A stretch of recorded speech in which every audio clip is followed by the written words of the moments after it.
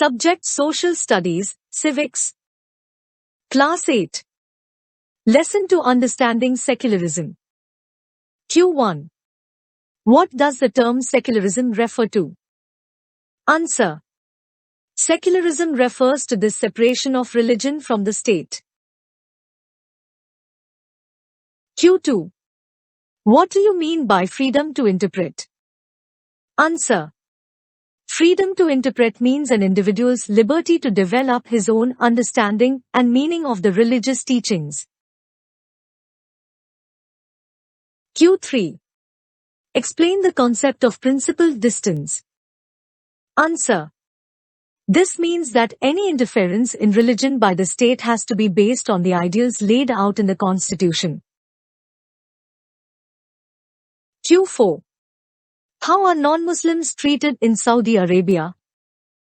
Answer. In Saudi Arabia, non-Muslims are not allowed to build a temple, church, etc., and nor can they gather in a public place for prayers. Q5. What is meant by the word establishment? Answer. The word establishment means that the legislature cannot declare any religion as the official religion. Nor can they give preference to one religion. Q6. What is the most important aspect of secularism? State its importance. Answer. The most important aspect of secularism is its separation of religion from state power. This is important for a country to function democratically. Q7. The government cannot force Sikhs to wear a helmet while driving two-wheelers. Give reason. Answer. This is because the Indian state recognizes that wearing a pugli, turban, is central to a Sikh's religious practice, and in order not to interfere with this, allows an exception in the law. Q8. What provision has been made by the government to follow religious equality in government spaces, schools and offices? Answer. In India, government spaces like law courts, police stations, government schools and offices are not supposed to display or promote any one religion. Government schools cannot promote any one religion either in their morning prayers or through religious celebrations. Q9. When does discrimination occur? Or, when does the act of discrimination take place? Answer. Discrimination occurs when members of one religious community either persecute or discriminate against members of other religious communities. These acts of discrimination take place more easily when one religion is given official recognition by the state at the expense of other religions. Q10. How Indian concept of secularism is different from United States? Answer. There is one significant way in which Indian secularism differs from the dominant understanding of secularism as practiced in the United States of America. This is because unlike the strict separation between religion and the state in American secularism, in Indian secularism the state can intervene in religious affairs. Q11. Why are government schools not allowed to celebrate religious festival? Answer. The celebration of the religious festival within the school would be a violation of the government's policy of treating all religions equally. Government schools cannot promote any one religion either in their morning prayers or through religious celebrations. That's why government schools are not allowed to celebrate religious festival. Q12. What is secularism in Indian context? Answer. The Indian Constitution allows individuals the freedom to live by their religious beliefs and practices as they interpret these. In keeping with this idea of religious freedom for all, India also adopted a strategy of separating the power of religion and the power of the state. Secularism refers to this separation of religion from the state. Q13.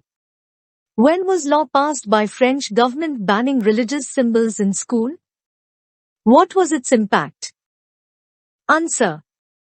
In February 2004, France passed a law banning students from wearing any conspicuous religious or political signs or symbols such as the Islamic headscarf, the Jewish skull cap, or large Christian crosses. This law has encountered a lot of resistance from immigrants who are mainly from the former French colonies of Algeria, Tunisia and Morocco. Q14. What are the three objectives of a secular state? Or, state the three objectives of a secular state. Answer. The three objectives of a secular state are: One religious community does not dominate another. 2. Some members do not dominate other members of the same religious community. 3. State does not enforce any religion nor take away the religious freedom of individuals. Q15. Why is it important to separate religion from the state? Or, why does state not interfere in religious matter? Answer. It is important to separate religion from the state because of the following reasons. To prevent the domination of one religion over another. 2. To protect the freedom of individuals to exit from their religion, embrace another religion, or have the freedom to interpret religious teachings differently. Q16. Cite some historical examples of discrimination. Answer. Historical examples of discrimination are: Jews were persecuted in Hitler's Germany. 2. Jewish state of Israel treats its own Muslim and Christian minorities quite badly. 3. In Saudi Arabia, non-Muslims are not allowed to build a temple, church, etc., and nor can they gather in a public place for prayers.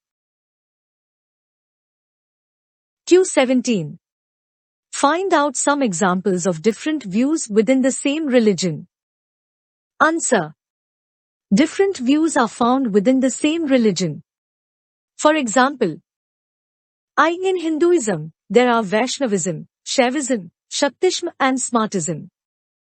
2. In Muslim community, there are Sunni, Shia, Ahmadiyya and Quranists. 3. In Jainas, there are Shwetambar and Digambar sects. 4. In Buddhism, there are Hinayana, Mahayana and Vajrayana. Q18. How does the Indian Constitution ensure its objectives of secular state? Answer. The Indian Constitution ensures its objectives of a secular state in the following manner. One religious community does not dominate another. 2. Some members do not dominate other members of the same religious community. 3. State does not enforce any particular religion nor take away the religion from individuals. Q19. Give one example to prove that the Indian secular state can intervene to prevent the religious domination concerning different groups of the same religion. Answer. We can prove this fact with following example, where members of the same religion, upper caste Hindus, dominate other members, some lower castes, within it. In order to prevent this religion-based exclusion and discrimination of low castes, the Indian Constitution banned untouchability. In this instance, the state is intervening in religion in order to end a social practice that it believes discriminates and excludes, and that violates the fundamental rights of lower castes who are citizens of this country. Q20. In what ways does the Indian state work to prevent domination of the majority religious group? Answer. The Indian state works in various ways to prevent the domination. First, it uses a strategy of distancing itself from religion. The Indian state is not ruled by a religious group and nor does it support any one religion. In India, government spaces like law courts, police stations, government schools and offices are not supposed to display or promote any one religion. 2. The second way in which Indian secularism works to prevent the above domination is through a strategy of non-interference. This means that in order to respect the sentiments of all religions and not interfere with religious practices, the state makes certain exceptions for particular religious communities. 3. The third way in which Indian secularism works to prevent the domination listed earlier is through a strategy of intervention. The state intervenes in religion in order to end a social practice that it believes discriminates and excludes, and that violates the fundamental rights of people who are citizens of this country. Q21. The Indian state both keeps away from religion as well as intervenes in religion. This idea can be quite confusing. Explain this through example. Answer. In Indian secularism, though the state is not strictly separate from religion, it does maintain a principled distance vis-à-vis religion. This means that any interference in religion by the state has to be based on the ideals laid out in the constitution. For example, where members of the same religion, upper caste Hindus, dominate other members, some lower castes, within it.